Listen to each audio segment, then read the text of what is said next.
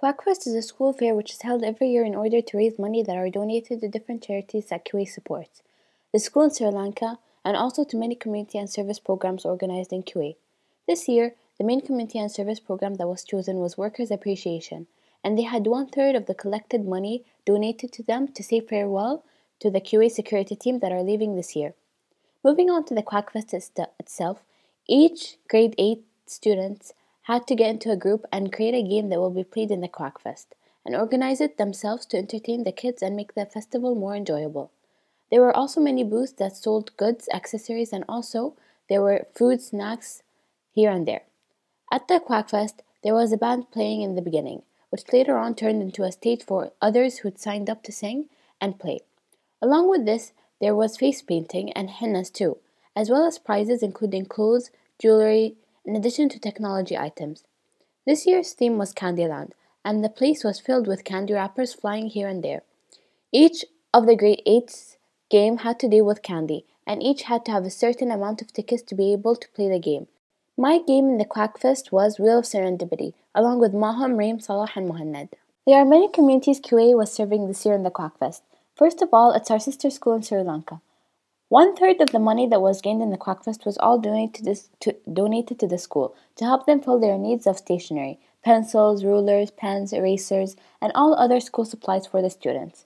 In addition, we needed to build the school to make it comfortable and relaxing for the children. Also, another third was donated to community and service this year, which was called Workers' Appreciation, and it was used to provide the workers with laptops.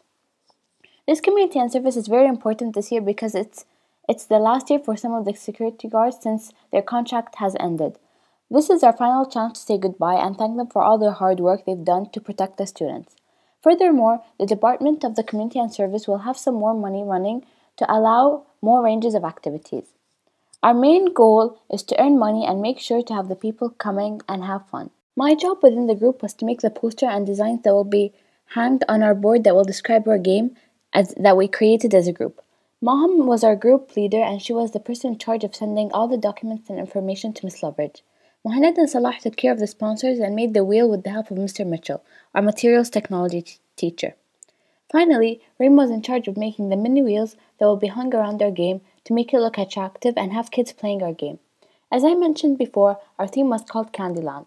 Therefore, our prize for winning the game was candy, which all of us got to have a fair good amount of candies to give out.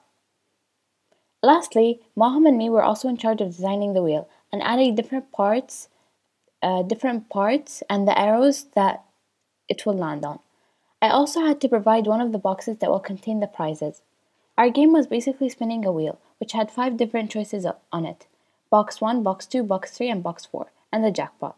The jackpot was very small compared to the other parts and had the biggest prizes, while the other boxes had simple prizes. Simply put, this game is based on luck. Finally, the day of the Quackfest came. Unfortunately, it was too windy outside, which resulted into many uncounted problems. First of all, when we first arrived at 1 o'clock, we took our whiteboard, but sadly, because of the wind, the board fell down and broke the legs. Thankfully, we were able to bring it back up so the kids will know the title of our game. After that, kids came and we started explaining the game to them. Some of them kept playing the game over 10 times since they wanted to win the jackpot and the big prizes. However, it was quite tough, lining them all up and keeping them in order since you have to wait till the wheel stops spinning. We started the game with all the team members there and it was a great success. Each one of us went on their separate breaks to enjoy the other games in the Quackfest. Kids kept coming and the game went on smoothly. Although halfway through we realized that we were out of candy, so I had to get more candy and fill the boxes to make sure we don't run out of prizes. More kids came and more tickets came with them. We also made sure we had enough prize tickets to give out to the children. Also, hidden inside each box, there were prize tickets and the kids had to find them. Box 1 will get you 1 candy, while box 2 would get you a handful of candy, box 3 would get you candy and a prize ticket, and lastly box 4, where you will win 2 prize tickets and a handful of candy. Not to mention the jackpot, which will either get you a huge lollipop, iPod Shuffle, or Blackberry.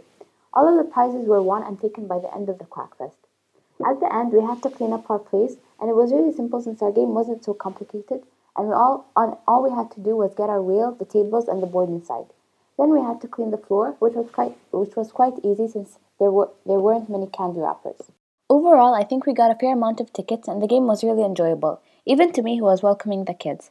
From my point of view, the scheme was very successful and we got many students coming in, one after the other, and we got more tickets than we had expected. To improve the Quackfest next time, I believe that the game should be in the first parking lot, because then more people could see the games, and they could come play since the second parking lot was very far away. Also, I would recommend choosing another day since it was very windy and many games were ruined because of it. This community and service allowed me to experience many learner profiles, such as thinker, communicator, reflective, therefore open-minded. I was a good thinker because at the beginning of the project, me and my group were able to brainstorm many ideas together, which also led on to being communicator since we had to communicate our ideas well and prove them to make creative, enjoyable games. I was also a reflective individual because we also had to think of plans during the spot since it was too windy and we didn't have enough candy. So from this situation, I tried to change some stuff in our game to make us more organized and also got extra candy. Lastly, I was open-minded because we had to think of a game that would be enjoyable to everyone, both kids and teenagers, which is the main reason we decided spinning a wheel because both kids and teenagers would enjoy it and keep on playing.